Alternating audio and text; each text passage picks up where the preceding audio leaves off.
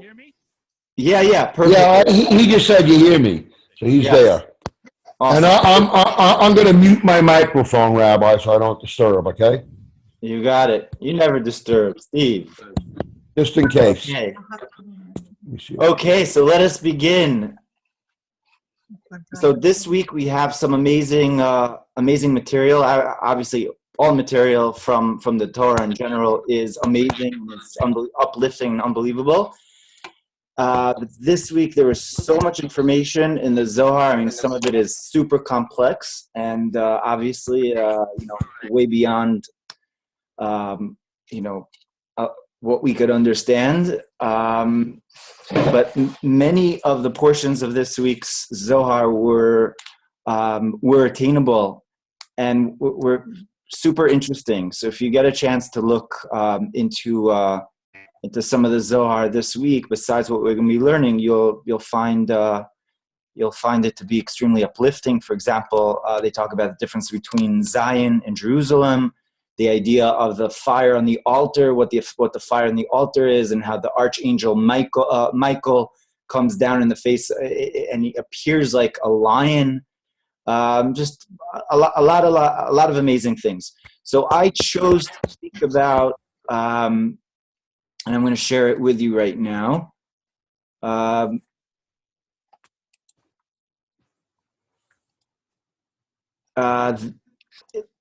A portion called "For with you is the fountain of life," which is actually one of the most, such a beautiful verse. All verses, again, are beautiful, which King David writes. He writes that the word in Hebrew is "Ki imcha mekor chaim." With you is a source of life, and from you is a source of light.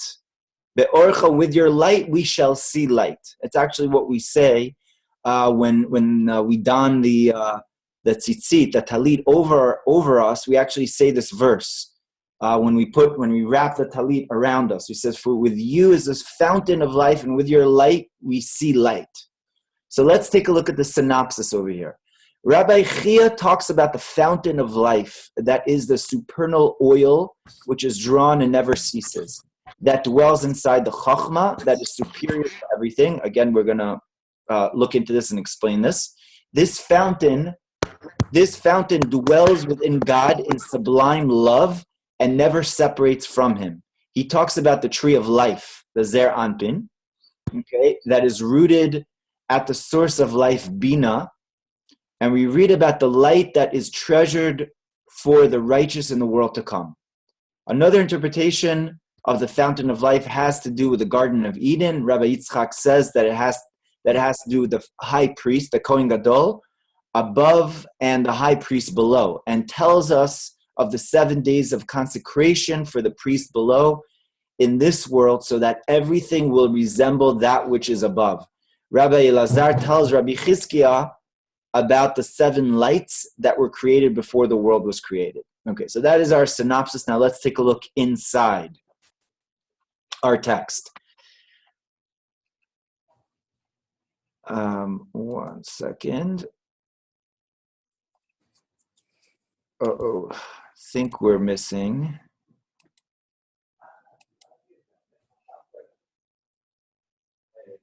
Okay, now let's take a look at the text over here where it says 165.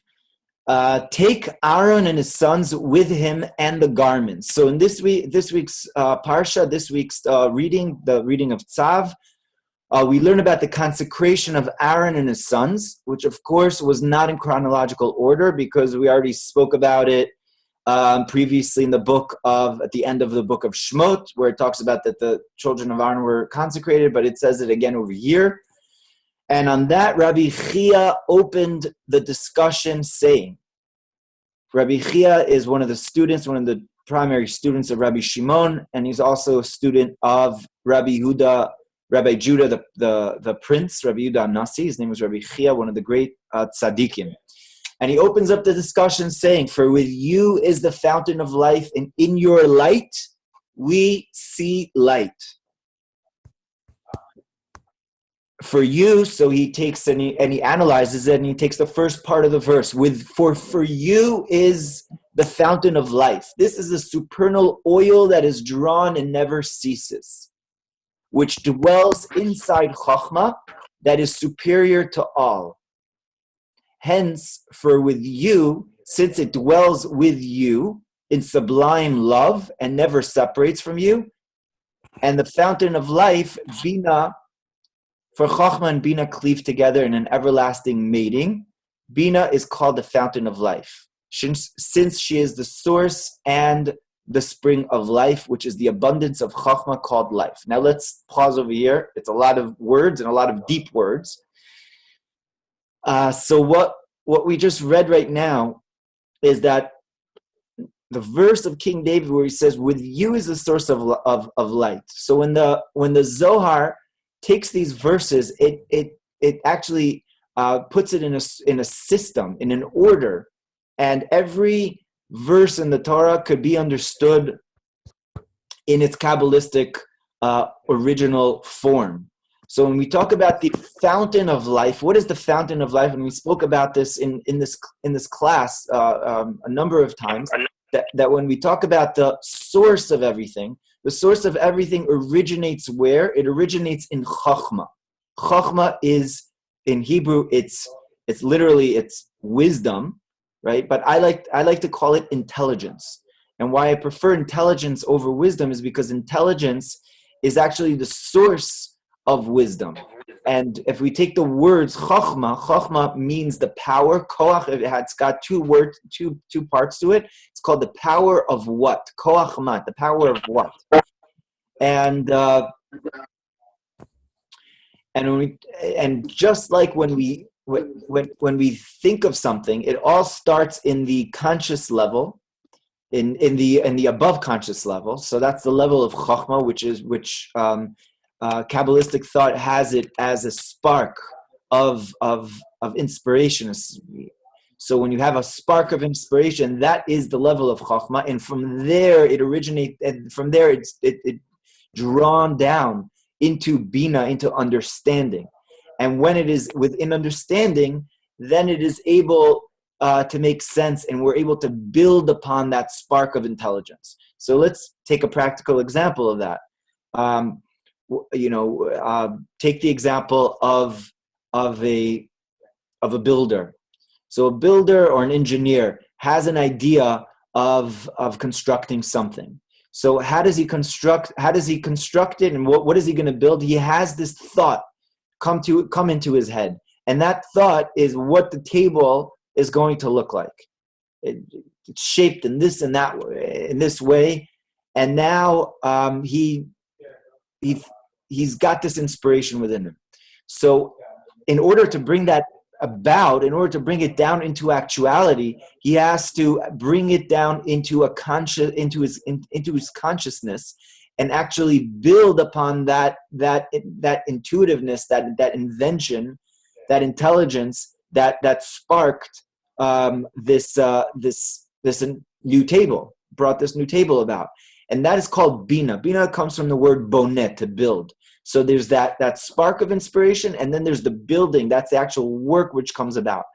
Now, in Kabbalistic thought, those two sphirot, those two emanations are called Chokhmah and Bina, wisdom and understanding. And actually behind me, we have the chart of the sphirot. So we take a look over here. We see over here Chokhmah, that's wisdom. Bina is understanding, and that together, that union is called Dat. Dat is actually knowledge, and so in Kabbalistic thought, Chokhmah and Bina are actually partners. They're married to each other, and Chokhmah symbolizes the male, and Bina symbolizes the female. And when the two of them unite in the way of Dat, knowing each other, then that forms that perfect unity. So Chokhmah is needed in order to bring about that inspiration. Bina is needed in order to bring it down into actuality. And that's actually the role, kind of like the role of male and female. Male is more associated with chachma, that intelligence, and female is about the practicality. It's taking care of the house, it's being involved, and what do I need, and what needs to be straightened out, and what's lacking, and it's building the foundation, which the man brings into the house. This is, of course, not, it's generally speaking, sometimes the woman has more of the chachma and the male has sometimes more of the bina in some relationships, but generally speaking, male is associated with chachma and female is associated with bina and understanding. So now let's go back to our text over here. So our text starts off talking about the fountain of life. What is the fountain of life over here? Rabbi Chia tells us the fountain of life is the supernal oil that is drawn and dwells within chachma. So when we talk about oil, so oil is a very spiritual thing. Now, oil is a liquid which always rises to the top. Now, when we talk about oil being drawn down, it means that it's drawn down from the level of chachma. And we know that oil, especially olive oil, is associated with wisdom, and it's actually what we light on Hanukkah. We light specifically with olive oil, because olive oil symbolizes wisdom, which always rises to the top.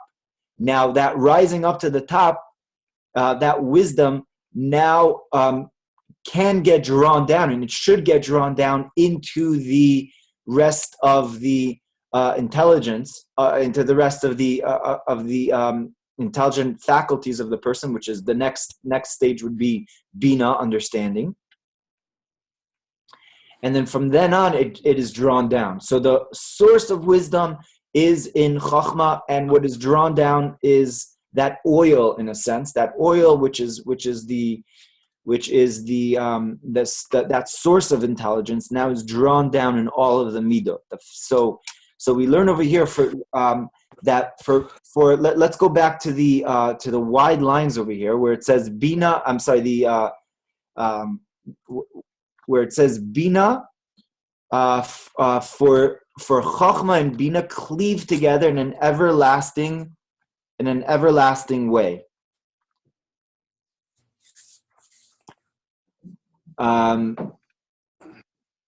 Bina is called the fountain of life, since she is the source and spring of life. So very interesting. So chachma, although we say that chachma is the source of life, over here the Zohar calls bina is the source of life.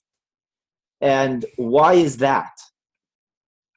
The reason that bina, and actually the feminine, is the source of life is because the feminine actually bears life. She actually brings a life into the world, whereas the male doesn't necessarily bring life into the world, right? There could be,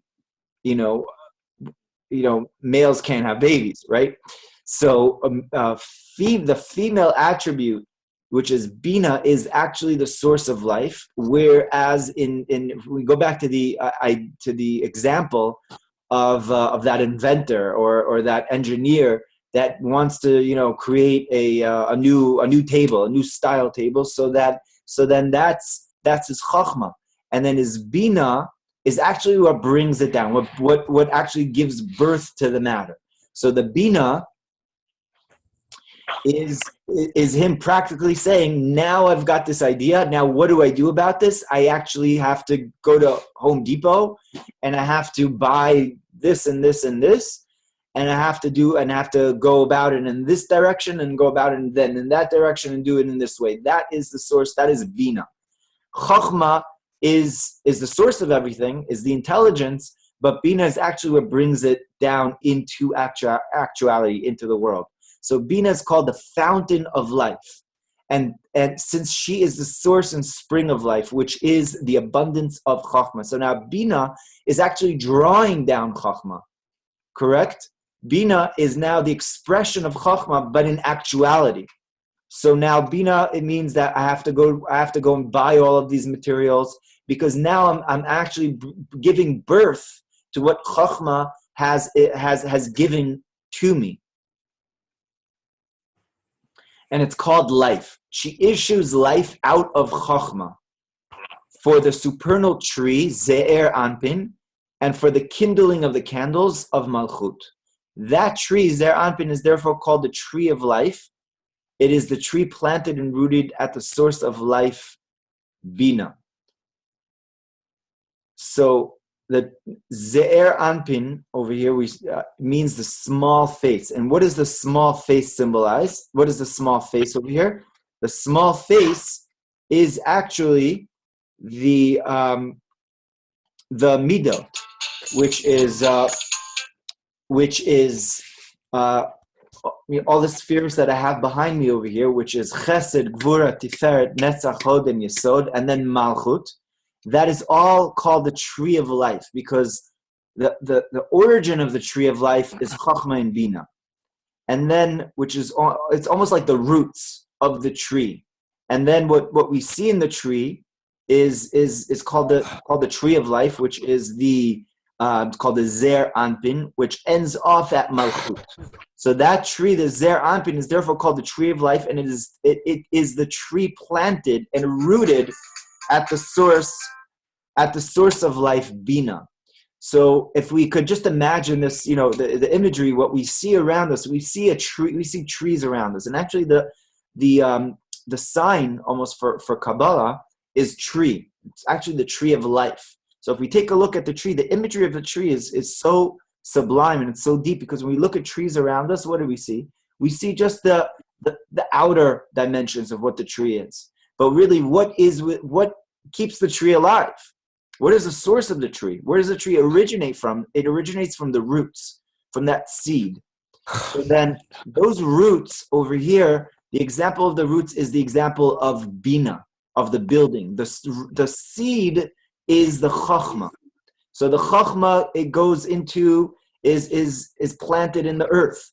And then it starts rooting itself. That's the Bina, expanding itself. And then the Zer Anpin, the rest of the tree, takes form and grows until finally we have the complete structure of the tree over there.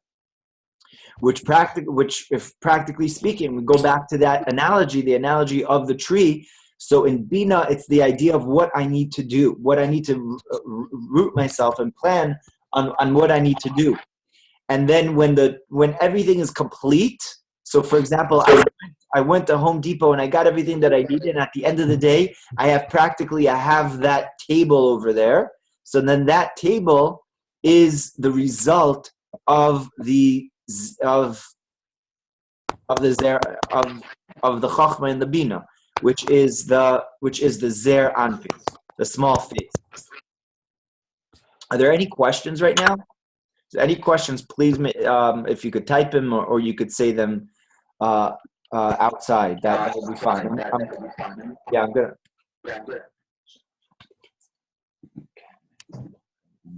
Can you hear me? Yes, I can hear you, Angelo.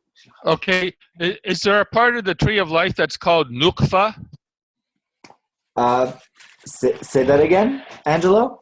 Is there a part of the tree of life that is called Nukva? N-U-K-V-A? Yes. So there's the feminine aspect in intelligence, and there's the feminine in midos. Midos is the emotional attribute. Okay? So yes. let's talk about that for a second. So for example, Chachma is masculine. Why is Chachma masculine? Wisdom is masculine because wisdom is about giving. Okay? Yes. And that's the masculine attribute, is giving. Bina is feminine. Why is Bina feminine? Because Bina is about receiving, and it's about listening, and it's about planning what I need to do. So it's not giving, it's planning. That's Bina. And if we take a look also in the midot, pretty much in the midot, so we have the midot, we have chesed. What's the midah of chesed? Midah of chesed is the midah to give, and that is the attribute of Abraham, right? Abraham is a giver. He's the one that gives. Then next we have gevura. What's gevura? Gevura is discipline and strength. So strength is actually the midah of Isaac. And it's very interestingly, it says that Isaac was born with a feminine soul. That's what the Kabbalah says, that Yitzchak was born with a feminine soul, because the attribute of gevura, of strength and of discipline, is more of a female attribute. Where we would think that would be opposite, because women, we would think maybe it's chesed or whatnot, she's a giver and that, but women are actually more the attribute of gevura. Women are more about holding back and reflecting, that's the attribute of gevura. What is gevura? Gevura is discipline. It means that I stand back and I observe the person, and I think whether the person is worthy of my attention, of what I need to give them. And that's the attribute of that's the feminine. That's standing back. That's reflecting. Whereas chesed is giving, regardless of who the person is. So Abraham, for example, gave freely, and Isaac did not give freely. Isaac held back. That's where he's gevura. So we see the nukva, what you said, the nukva, the idea of the feminine, also within the midot, but it is especially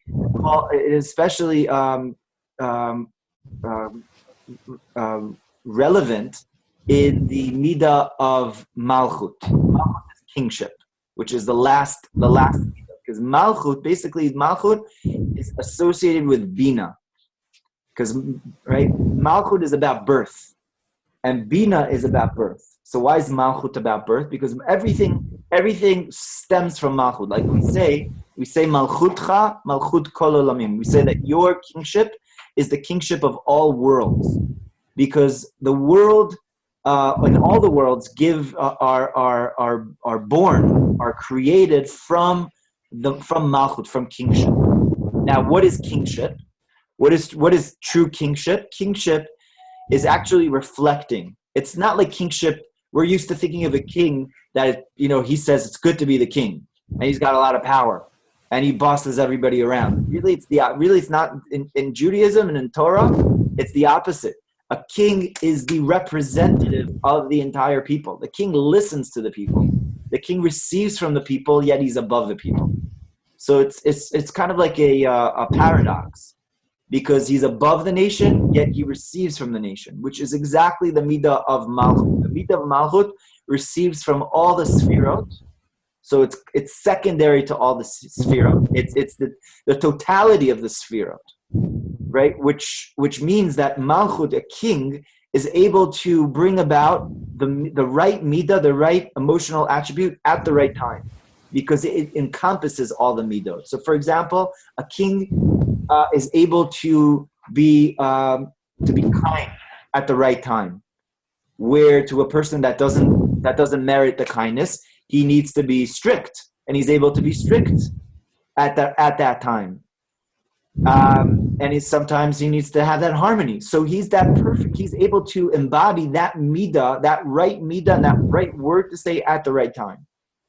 So he receives from all the midot, but yet the midah of malchut is above all midot, and that sounds a little contradictory. So basically, malchut is the sum of all the midot, but the sum of all midot is actually above the rest of the midot. And which in a Jewish wedding, for example, it's very interesting. We have the custom that the female circles the male, the groom. So the bride circles the groom 7 times. That's the custom in all Jewish weddings. And the question is why? What's the idea of circling the groom? So it says that right now the female receives from the male, but it says la'asid lava when in the future it says that the female is actually going to give to the male. It's going to be higher than the male. So that's the idea of the female surrounding the groom 7 times, because it's the 7 midos, the 7 emotional attributes are actually all encompassed within her, and she's surrounding the male and is actually giving to the male, which brings us, there's a lot of literature that the Talmud speaks about. For example, just another example of this is right now receives from the sun. And the sun is the male and the moon is the female. But it says in the future that the moon is actually going to be as bright as the sun when Mashiach comes, and so the moon, which is the female, receives the light from the sun, is going to actually be just as strong as the sun. So that's the idea of the nukva, of the epitome of the nukva is really in the midah of malchut. So that's why it's actually associated most with bina, because bina is that beginning of this process, and malchut is the end of the process. So they're actually interchangeable. And just one more word about this is we know that we have Yaakov has 2 wives, and the 2 wives, their names are Leah and Rachel. And Rachel and Leah actually is the midah of bina. She represents the midah of bina. So that's who Leah is. She's the hidden one. She says she had like eyes that are very watery, that she used to cry a lot, because she's the hidden level, which is the level of bina, which is understanding, which is obscured, which is not ostensible.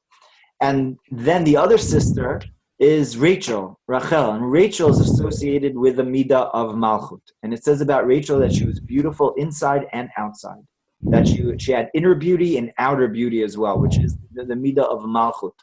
So Rachel, Rachel is malchut, and Leah is bina, and they're both wives of Yaakov, which is that father, that idea of wisdom. And it says that Yaakov loved Rachel more. Why did he love Rachel more? Because Rachel actually is the culmination of the process, and she's the wisdom in practicality, in actuality. Whereas Bina is still up there in the intelligence. Rachel is actually down here and practically brings life into the world and bears the fruit of Jacob. So those are the 2 nukvas. So great question, Angelo. So let's keep on taking. Look, if there's any other questions, please you could ask them or type them. And any questions here? Okay. Therefore, it says, "In your light we see light." That's the continuation of the verse. It says, "Ki imcha," one more time. It's "Ki imcha mekor chaim," because with you is the fountain of life. Be'orcha nira or. In your light we see light. What does that mean? Your light, the Zohar says, is the light treasured for the righteous for the world to come. As written, and Elohim saw the light, and it was good.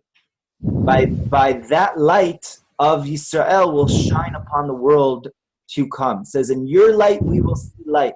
But God does not want to shine his light freely. So basically the source of light is the light which is within that oil that we spoke about. The oil actually gives light, of course, right? Which is within Chachma. So if that light would just shine freely into the world, it says it would not be good. Why would it not be good? Because then the wicked could use that light and for their own good, without working for the light, which is actually why God created the world. God created the world so that we should actually work for to attain light, to attain the goodness of God, not that it should come freely. But it says that light is going to shine in the world to come when Mashiach comes. Okay, so that is one interpretation, and that's the interpretation of Rabbi Chia. Another interpretation that it says, Ki imcha mekor chaim, for with you is the fountain of life. This is the Holy One, blessed be he, the supernal tree, Ze'er Anpin. Okay, which again we spoke about. Ze'er Anpin is actually the midot, which starts off with Chesed, Gvura, Tiferet. That's called the tree of life, because that's a tree, and like we just said earlier, the tree is ostensible, it's seen, whereas with the roots are not seen.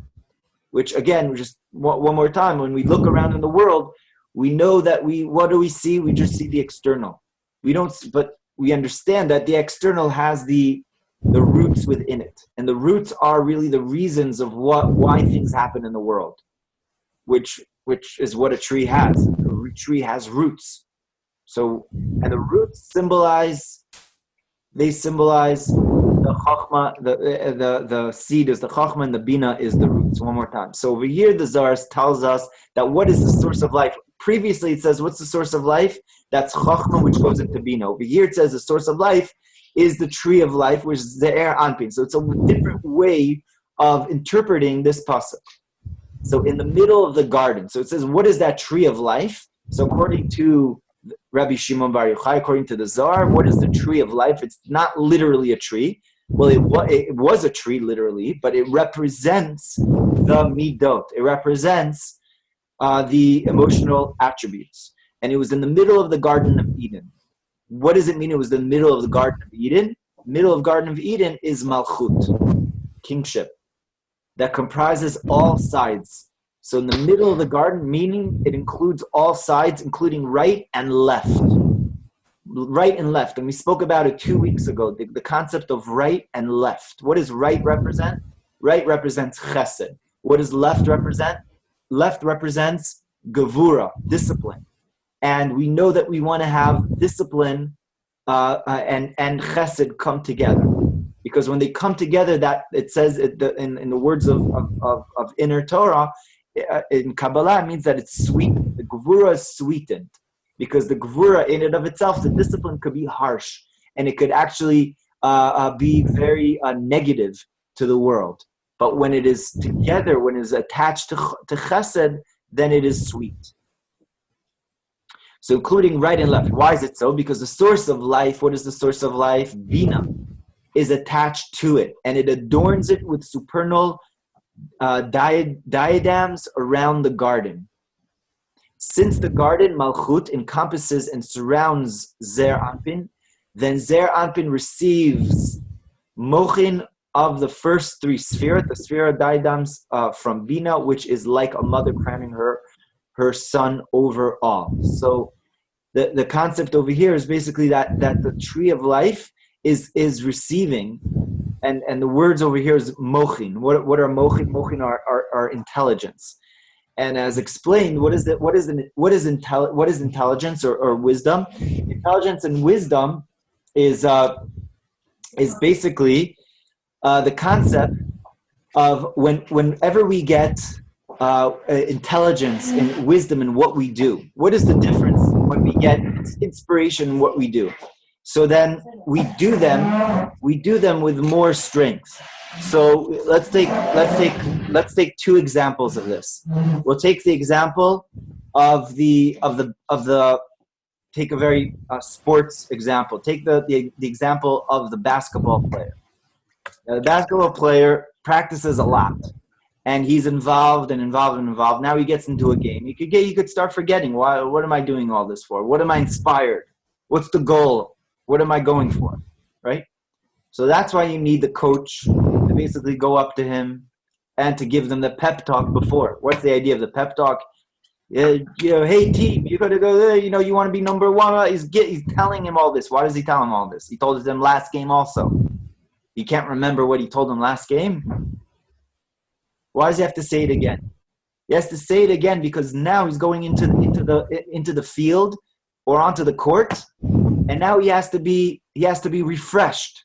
That memory of what am I doing has to be within me again. That's the concept of mochin.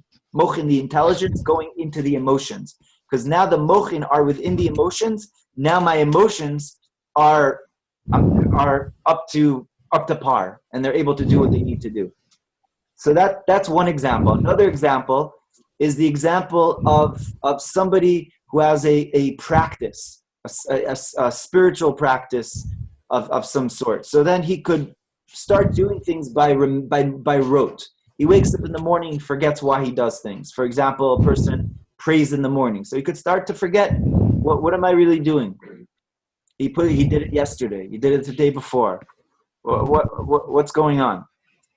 So for that, it's important for the person to get that sense of inspiration, to get that sense of the mochin going into his emotions.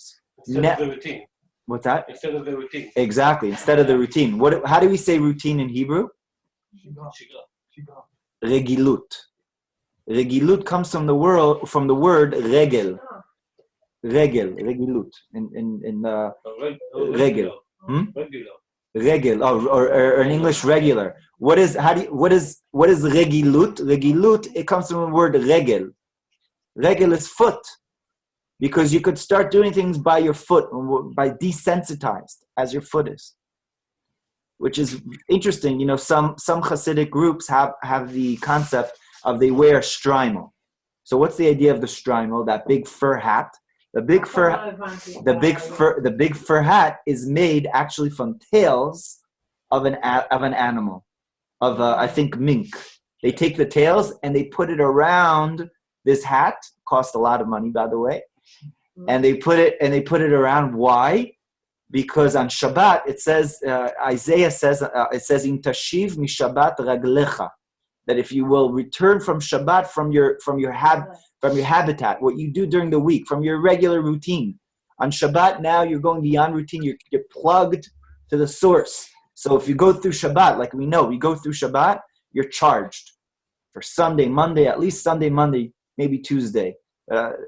And then you go, you're charged. Why? Because Shabbat gave you that strength. So that's what it says in Tashiv mi Shabbat raglecha. So what do some of those groups do? They take the idea of the regel, the tail, and they put it on their head. So now the tail, the bottommost, should be uplifted to the mind. And now the mind actually, like a circle, it's actually circular. Now the mind is actually able to reinforce the foot. And actually we know that the foot and the brain are interconnected. In the olden days, they used to have a custom to bloodlet. Bloodlet, they used to take out blood from the person. I think in some countries they still do this, maybe in Russia, or they still do this. They let out blood, and this is supposed to be healing for you. So if a person has a headache or he's got a disease or something like that, fever, so they would let out blood, and then the person would let the blood around, circulate, and that's kind of like the negative blood. What's that? Yeah. The circulate, exactly, and it would circulate around, and it would bring healing to the person. Now, where would they take the blood? They would take the blood from the foot. The blood from the foot. Why? Because the blood from the foot actually draws down all the blood all the way from the brain, and actually circulates and brings healing to the brain, to the mind, specifically the blood from the foot. And we know, by the way, God forbid, somebody who has problems walking, God forbid, their feet are like bluish, or God forbid, it's a sakana, it's a very big danger. And it has to do with something in the mind and in the circulation. And right away, that person needs to get checked out totally. And that indication is in the feet. So, אולי באפריקה גם. כנראה גם באפריקה. I think in Russia they still do this. In some third world countries. Okay. שלא נדע. So the feet are connected to the mind. Now why do we say this? So again, because the Zohar speaks about the concept of mochin, and talking about the Garden of Eden, the Gan Eden. What's in the garden? What's in the garden? In the middle of the Gan Eden, that's Malchut. What was in the middle of the Gan Eden? The tree of life. What's the tree of life? Zer Anpin. What's the Zer Anpin? The emanations, the Sfirot from Chesed, and go all the way down to Yesod. That's called the Zer Anpin, the small face. Now, what gives the mochin to the Zer Anpin? What gives the mochin to the Zer Anpin? It's the Bina. It's the Bina, which is the mochin, which is the intelligence. Basically, it's like that coach that helps the emotions of the basketball player to go and to be into it really in a major way. That's the Bina, reminding him why he's doing all of this. You want to be the best. You want to be number one. You want to win the championship, get the gold medal. So that's the Bina, the inspiration. And it's called like a mother crowning her child over, right? Hence it says, go forth, and says, O daughters of Zion, and behold the King Solomon, with the diadems with which his mother crowned him, right? In Hebrew, it's a beautiful verse, beautiful pasuk. It says, Sena urena benot Zion, go out and see the daughters of Zion, right? But ba'atara sheitra lo Melech Shlomo, right? So she crowned her son. And of this it says, for with you is the fountain of life. In your light we see light. Your light, meaning the inspiration of Bina, gives the light into the Midot, which is the Garden of Eden, inspired by Bina. Okay. Now Rabbi Yitzchak, and we continue on to over there 168. Rabbi Yitzchak said, for with you is the fountain of life, refers to the high priest above. What is the Kohen Gadol?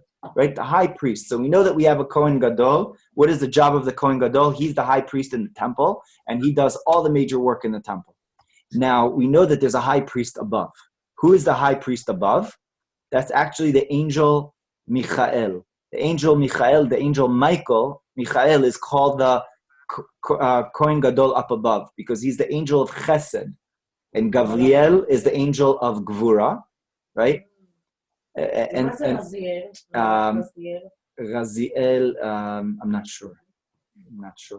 What in the Sfirot? Raziel, Malach Raziel.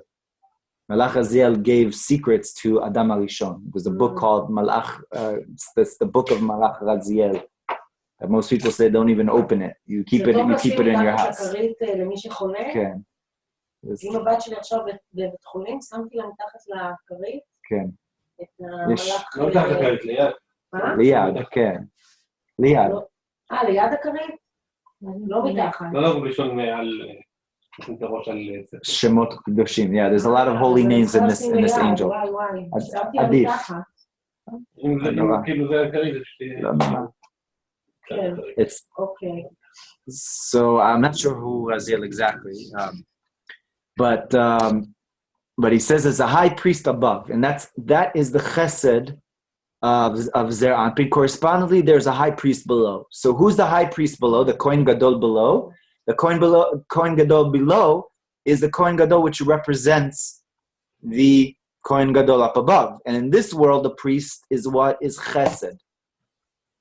Therefore, draws the holy supernal anointing oil, the chesed chokhmah, downward towards malchut. And it says about Aaron, who is the first high priest is Aaron.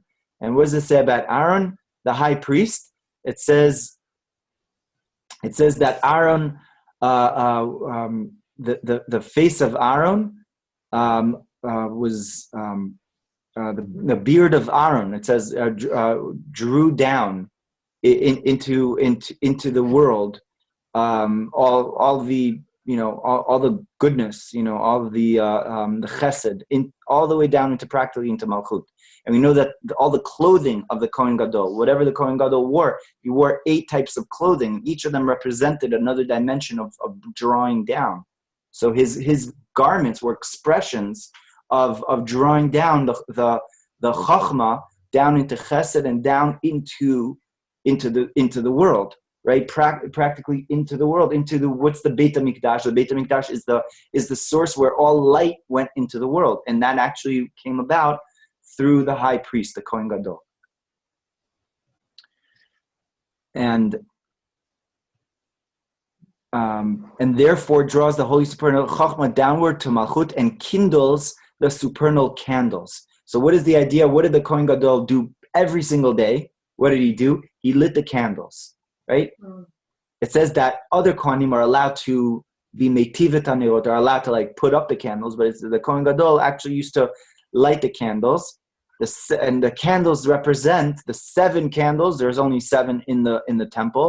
It says the 7 candles are the 7 sfirot, which is Chesed, Gvura, Tiferet, Netzach, Hod, Yesod, and Malchut. I'm sorry. I think actually the high priest is allowed to. He has to set up the candles. But I think the other priests are allowed to light it, if I'm not mistaken. Okay. But the candles of the menorah are represent the 7 emotional levels, represents the 7 sefirot all the way to Malchut. The high priest Chesed is filled with the wholeness of the 7 days, which is the 7 days represents, why do we have 7 days? Because it says that God created the world in 7 days. So the Zohar says, it doesn't say, it says B'Sheshet. It doesn't say B'Sheshet. It says B'Sheshet. Doesn't say 6 days. And it refers to the 6 days, refer to the 6 sefirot, and the 7th is Shabbat, is Malchut. And so he's filled with basically the wholeness of the 7 supernal days, and is adorned with all the sefirot, since Chesed includes the 7 sefirot in it. So Chesed has actually the 7 sefirot within it, because it says with Chesed the world was created. It says that Chesed olam yibaneh. So Chesed actually includes everything within it,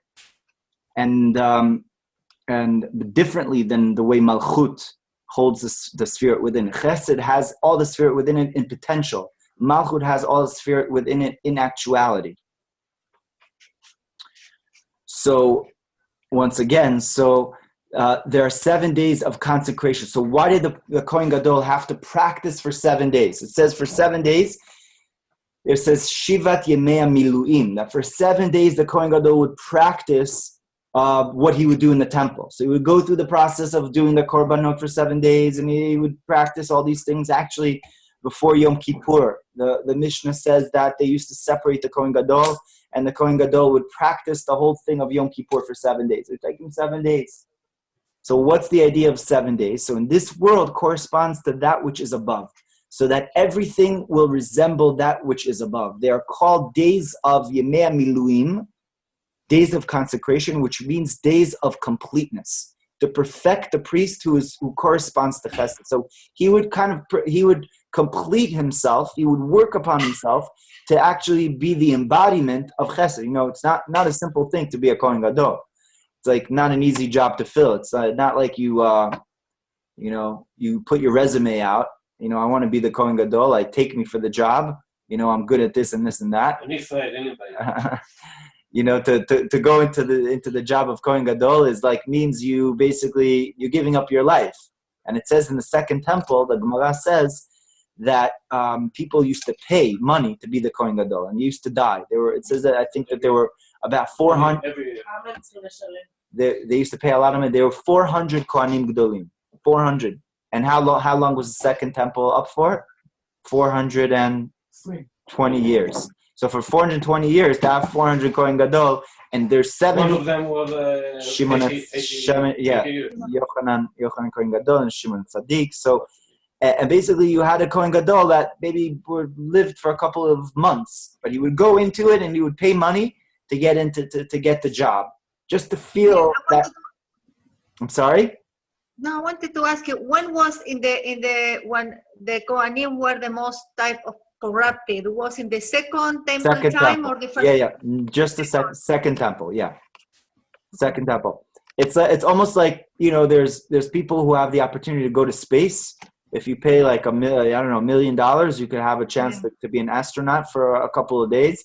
People pay all that money. Why? For the experience, to go to say I was in space.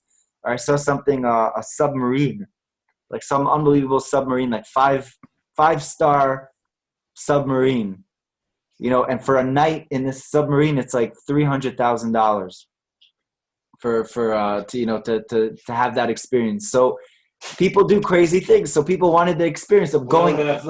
I knew he wouldn't come back, and they would pay all this money to go into the Holy of Holies on Yom Kippur. That they would pay all that, and they died, because it says if you're not worthy, you don't live. You don't go past this. So the Zohar is telling us that what's the idea of the 7 days? So the 7 days are really for the person. The person is changing. The person is kind of like completely changing himself, who he is, and he's becoming now a vessel for the light above, because he's the embodiment of the Kohen Gadol above, which is Chochmah. and now below he's chesed. So Chachma connects with chesed. So now he needs to be that vessel, right? That's all the right column over there. Chachma and then chesed. So, and now he brings down light into the world. So he has those 7 days that he prepares himself for it. And it is therefore written, and you shall not go out of the door of the tent of meeting until the days of the consecration. 7 days, surely in order to complete the 7 sefirot. So the person, now the Kohen Gadol is complete with all the 7 sefirot within him. And the priest below is then adorned entirely in the likeliness of up above. So that when the priest below is roused, everything will be roused by him above. All the 7 sefirot and blessings will abide above and below. It's an unbelievable thing. Imagine this person, the Kohen Gadol. I mean, it's like, this person is now the epitome of what is going up above. He is, the embodiment of the sefirot up above. That's who this Kohen Gadol is. It's an unbelievable thing. The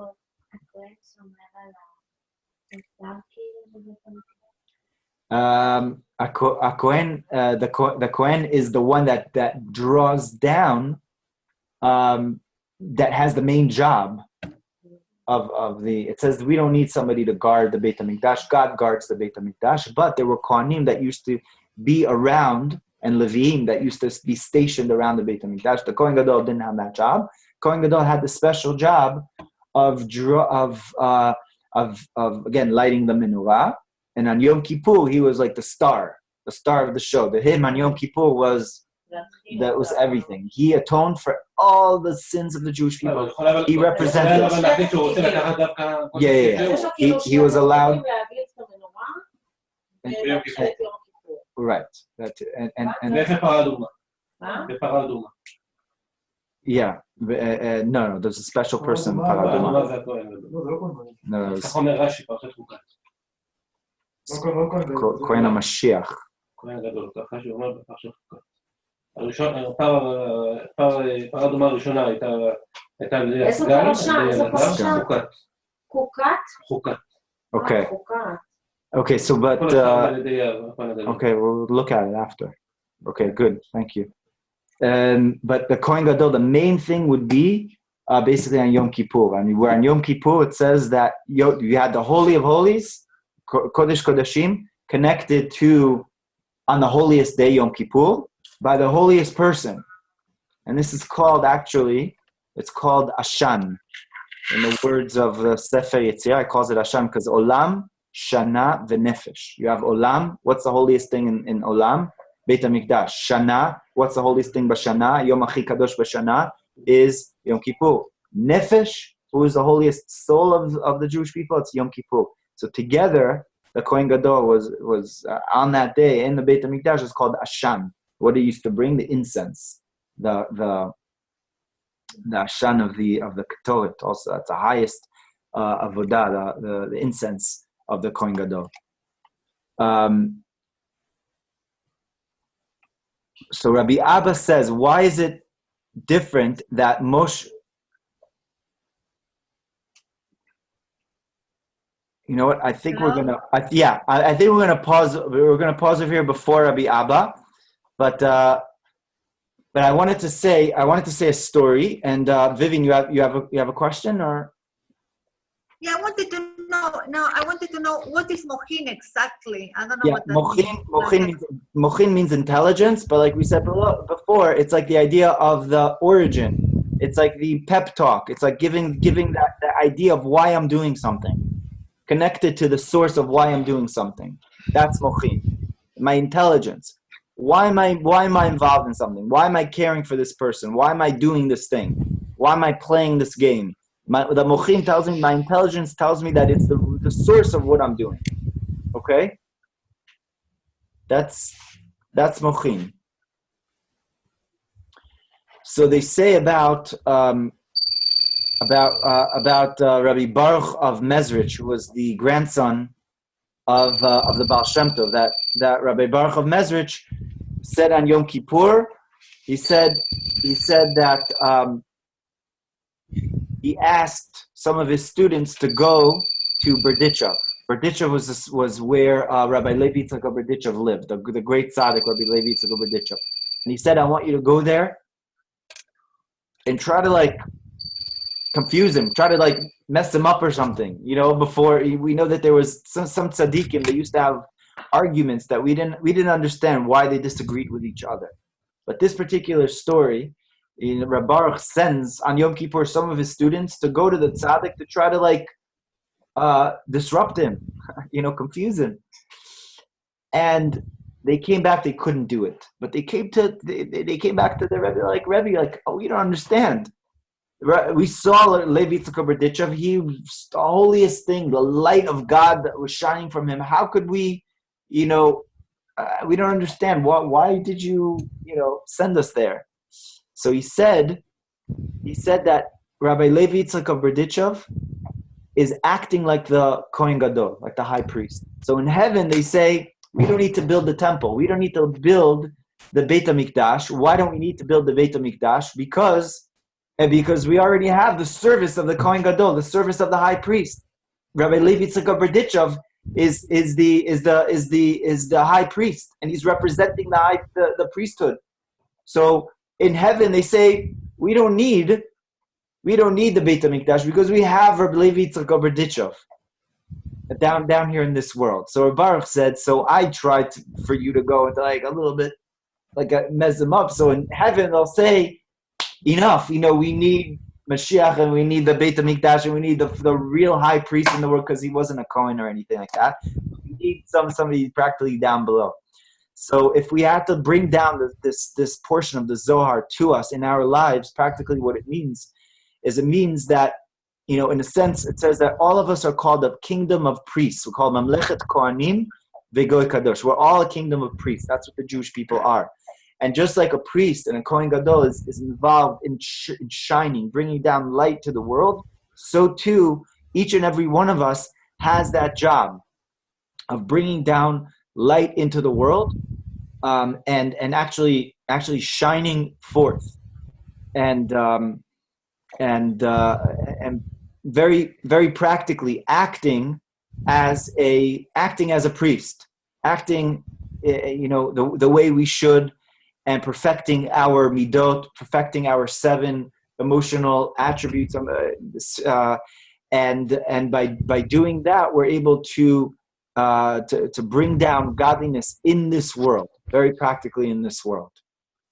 So that's the practical takeaway from this portion in the Zohar, is us connecting to the fountain, ki imcha mekor chaim, because with you is the source of life, be'orcha nir'eh or, that in your light we see light. So ki imcha mekor chaim, with you is the source of life, the fountain of life, is we could be connected to the fountain of life and actually bring it down below in this world. By being what we need to be and acting the way we should, we make a difference on the world around us.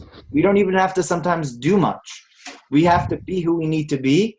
We actually bring about a light, and we bring about an effect down in this world to the people around us and to the world around us. So if everybody and all of us, if everybody in the world would do that, then the world would be different. It's not that I need to change. I need to go out. I need to practically go and make sure that you change. If I change myself, it has an effect on the world around me. Obviously, I should also try to affect others and positively, and try to inspire others. But the first step is for me to be connected, for me to be where I need to be. And by doing that, we draw down the light.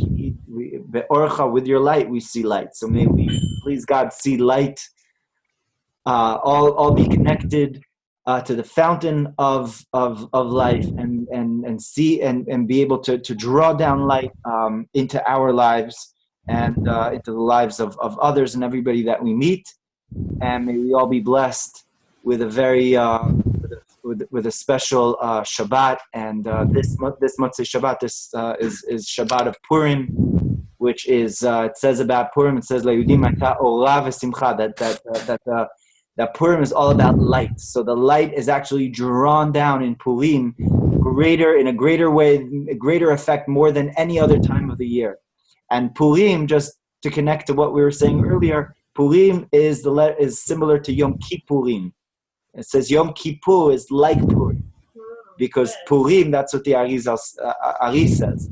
Because Yom Kippur is a Yom Kippurim. Because Purim is actually higher. Because Purim, we all are high priests. We all go into the Holy of Holies.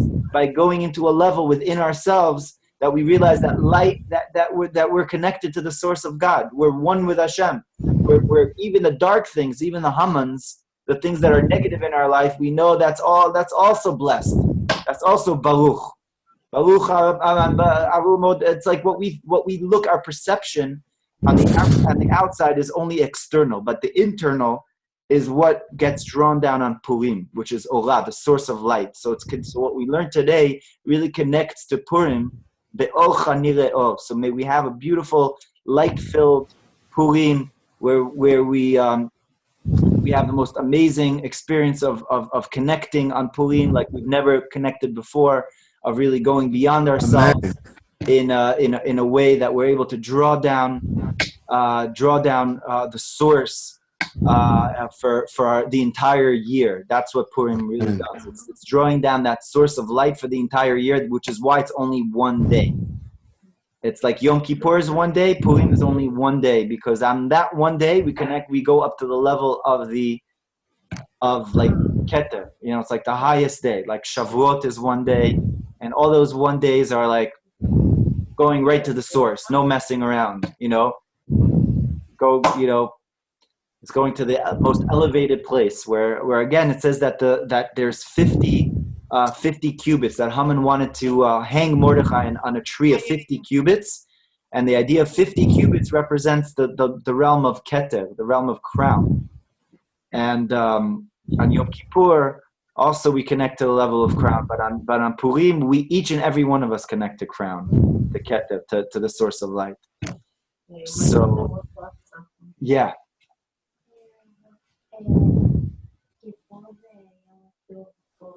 Oh, very good. Excellent question. איפה החיבור? לא, אתה אומר כפורים. Yeah. כאילו שזה... איפה זה יותר That- עלות? Right. So בכיפור יש התכנסות. בפורים... the question is that on Purim it's seemingly a serious day, and on Purim it's like a happy day. So how could it be that Purim is in a way higher than Yom Kippur? And the answer is that on Purim there's limitation, and those limitations are needed for us to be like angels. There's 5 things we're not allowed to do on Purim. We dress like white because we're like angels. We're above. We remove the world. We're not in the world on Yom Kippur. So it's not like we're sad, but we're serious because we're like angels, right? But on Purim, we're in the world, and we're showing that in the world, in eating, in drinking, and being happy, God is there also. That shows what? That shows the highest level. That God is not away from the world. That's different religion. Other religions say that we have to leave the world for me to be close to God. I need to not eat, not marry, not talk, and then I'm close to God. It says in Yadut and Judaism, no, I'm supposed to get married, and I'm supposed to eat and drink, and I'm supposed to work and be involved with the world. And by being involved with the world, that shows that where's God? God is right here. He's within the world. That's a higher level. So, great question.